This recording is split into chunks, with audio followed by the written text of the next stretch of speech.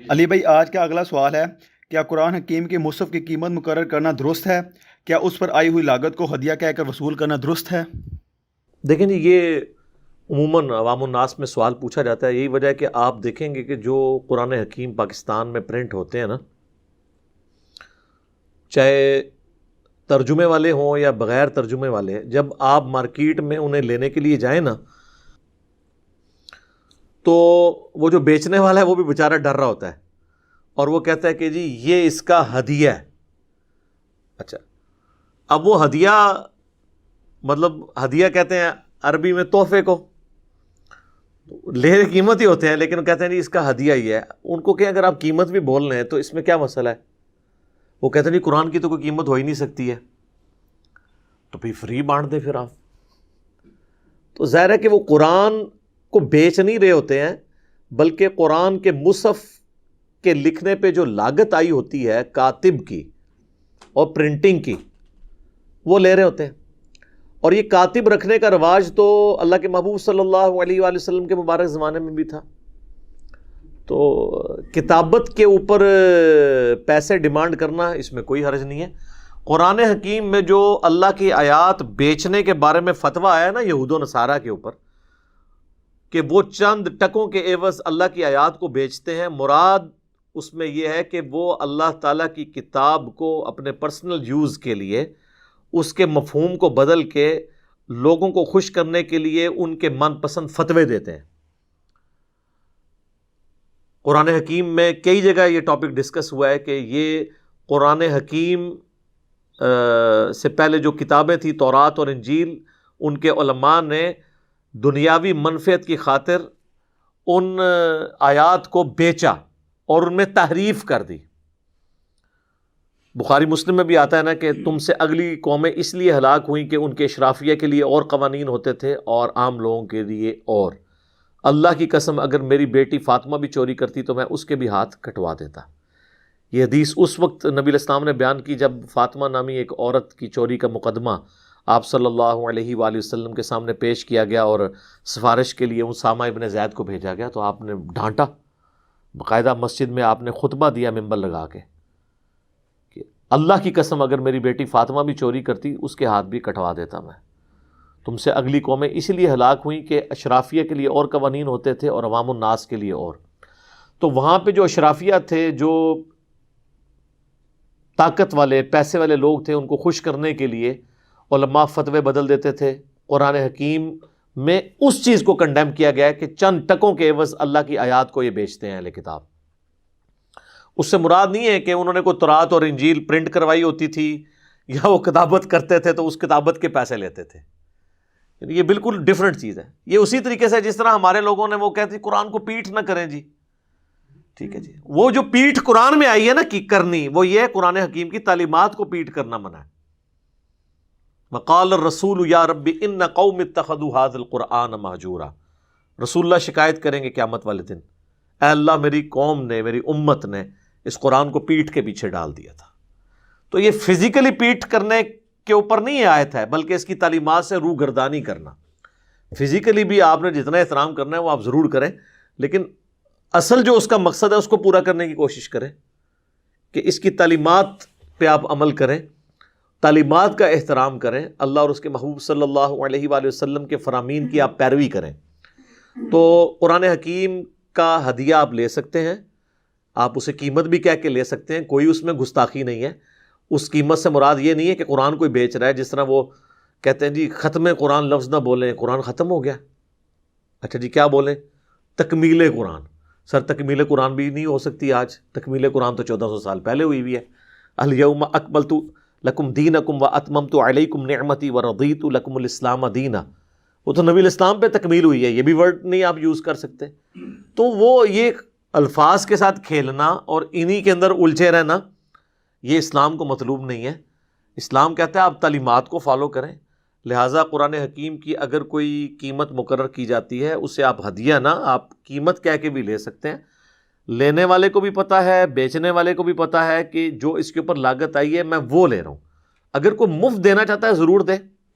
پاکستان میں کئی لوگ ہیں جو لاکھوں کی تعداد میں ترجمے والے مصحف جو ہیں وہ مفت تقسیم کر چکے ہیں. اللہ کا شکر ہے اللہ کی رضا کی خاطر. تو وہ ایک بہت اچھا کام ہے, حکومتی لیول پہ ایسا ہونا چاہیے. میں نے تو کئی دفعہ مشورہ دیا ہے کہ ہمارے آئین میں جہاں پہ یہ شک داخل ہے کہ قرآن حکیم کی بغیر غلطیوں کے پرنٹنگ کو انشور کیا جائے گا, وہیں پر ہمارے آئین میں یہ چیز بھی ہونی چاہیے کہ قرآن حکیم بغیر ترجمے کے پرنٹ نہیں ہوگا پاکستان میں. پاکستان جیسا ملک جہاں پہ 99.99% عوام الناس اور علماء سے بھی اکثریت عربی سے نابلد ہے. علماء تو ہم لوگ وہ جو گلی محلے میں چند صورتیں یاد کر کے ائمہ بنے ہوئے مساجد کے, ان کو بھی لوگ علماء کہہ رہے ہوتے ہیں, ان کو بھی قرآن کا نہیں پتہ.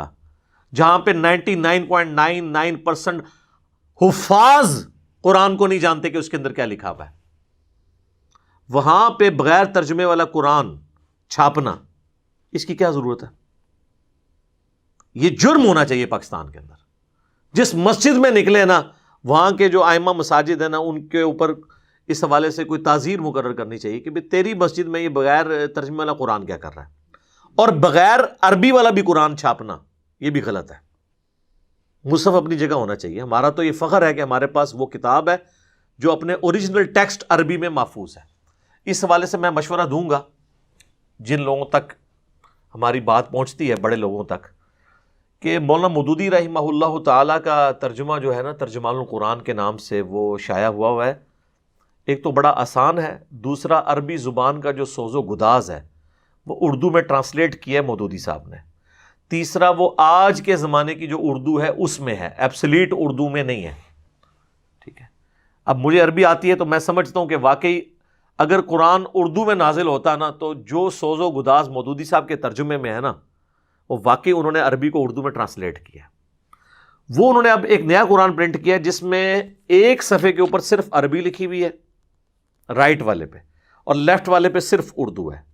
اسی اعتبار سے اس کے آمنے سامنے پورے پیج کے اوپر, تاکہ اگر کسی نے صرف ترجمہ پڑھنا ہے تو وہ ترجمہ پڑھ لے, جس نے صرف عربی کی تلاوت کرنی ہے وہ کر لے. اس میں ایک بات آپ کہہ سکتے ہیں کہ ہے کہ اگر عربی کے نیچے اردو ہوگی نا, تو اگر کسی نے کوئی کسی عربی کے لفظ کو دیکھنا ہے کہ ایگزیکٹ اردو میں اس کا ترجمہ کیا ہے تو وہ دیکھ لے.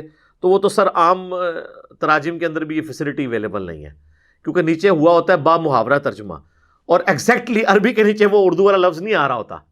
سوائے دارالاسلام نے ایک قرآن چھاپا ہے, یا حافظ نظر صاحب کا ایک قرآن ہے جس میں با محاورہ ترجمہ ایک لائن میں, اور پھر نیچے ڈبے بنے ہوئے ہیں, ہر لفظ کے نیچے ہے وہ ترجمہ. یا شبیر صاحب کا ایک ترجمہ ہے جو 3 کلرز کے اندر پرنٹ ہوا ہے, بلیک میں اور پی کاک کلر ہے, اور تیسرا میجنٹا کلر جو ہے وہ گلابی, اور سمجھ لیں یہ جو لائٹ بلو کلر اور بلیک, یہ 3 کلرز میں. تو وہ انہوں نے نا وہ جو عربی اوپر لکھی ہوتی ہے نا اسی کلر کی نیچے وہ کوڈنگ انہوں نے اسی کلر کے اندر ترجمہ کیا ہوا ہے. اس طرح کے ترجمے اویلیبل ہیں. تو بہرحال بہتر یہ کہ آپ مفہوم کو دیکھیں, پلس پیرلل میں آپ عربی ضرور سیکھیں. میں بار بار کہتا ہوں کہ عربی سیکھنی چاہیے, لیکن عربی سیکھنے کے بعد ترجمہ پڑھنے سے پہلے اگر آپ کو موت آ گئی تو پھر آپ کیا کریں گے؟ مہربانی فرمائے آپ عربی سیکھ بھی لیں نا, آپ ترجمہ کر بھی لیں, آپ کے ترجمے کو کسی نے نہیں ماننا. وہ کہیں گے آپ کو تو احمد صاحب بریلوی صاحب سے زیادہ عربی نہیں آتی, اشرف علی تھانوی سے زیادہ نہیں آتی. تو آپ بہتر یہ ہے کہ احمد صاحب بریلوی صاحب کا ترجمہ پڑھ لیں. اگر کوئی بریلوی ہے, کوئی دیوبندی ہے تو اشرف علی تھانوی صاحب کا ترجمہ پڑھ لے, کوئی اہل حدیث ہے تو جونا گڑھی صاحب کا پڑھ لے اپنے عالم کا, کوئی شیعہ ہے تو سید فرمان علی شاہ صاحب کا پڑھ لے, کوئی عام مسلمان ہے تو مودودی صاحب اور فتح محمد جلندری کا ترجمہ پڑھ لے. پڑھے صحیح, یہ ان چکروں میں نہ ڈالیں ترجمہ کس کا پڑھنا ہے کس کا نہیں. اوور آل آلموسٹ سیم ہی ہے.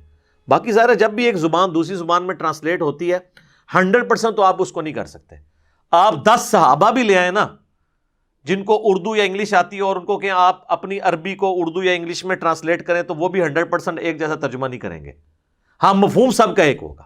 بسم اللہ کا ترجمہ اگر کوئی کرتا ہے اللہ کے نام سے شروع, بہت اچھا. کوئی کرتا ہے شروع اللہ کے نام سے, بہت اچھا. کوئی کہتا ہے شروع کرتا ہوں اللہ کے نام سے. سب نے اللہ کے نام سے شروع کیا ہے, چند ایک جگہ پہ سب نے مس ہینڈلنگ کی ہے. اس سے آپ روند نہ ڈال کے بیٹھ جائیں. اور اس سے بھی اچھا طریقہ یہ ہے کہ آپ تمام مکاتب فکر کے ترجمے سامنے رکھیں. میں نے باقاعدہ فزیکلی ایک ویڈیو بھی اس پہ ریکارڈ کروا دی ہے, قرآن حکیم کی 8 ٹرانسلیشنز. تو آپ دیکھیں میں نے فزیکلی بتایا کہ اس آیت کا ترجمہ انہوں نے یہ کیا, انہوں نے یہ کیا, بتائیں کیا فرق ہے. تو آپ کو اگر زیادہ وہم ہے تو چاروں بڑے جو بھاری فرقے ہیں, بریلوی, دیوبندی, اہل حدیث, شیعہ, ان کے تراجم اپنے سامنے رکھیں اور کمپیئر کریں کہ اس آیت کا کیا، پڑھیں تو صحیح نہ کم از کم، اس کی طرف توجہ دیں۔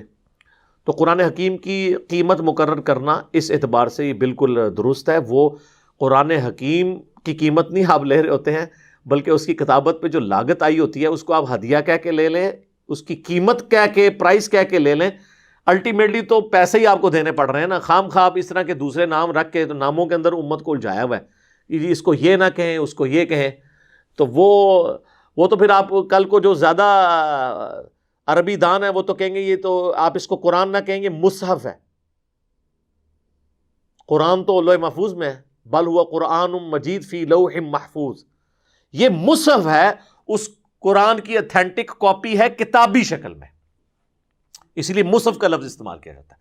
اور یہ میرے ہاتھ میں جو قرآن ہے نا، یہ تو صحابہ تابعین والا لکھوایا ہوا بھی نہیں ہے، یہ تو عثمان طٰہٰ کا لکھا ہوا ہے، ٹھیک ہے جی، جو دمشق کے ایک رائٹر تھے، یہی بلو بائنڈنگ کے ساتھ سعودی عرب سے شائع ہوتا ہے، جس کے ہر صفحے پہ آیت مکمل ہوتی ہے، اور ریڈ بائنڈنگ کے ساتھ ایران سے شائع ہوتا ہے۔ یہ تو آج کے دور کا وہ لکھا ہوا قرآن ہے، وہ بھی بندہ زندہ ہے جس کی ہینڈ رائٹنگ ہے یہ، ٹھیک ہے جی۔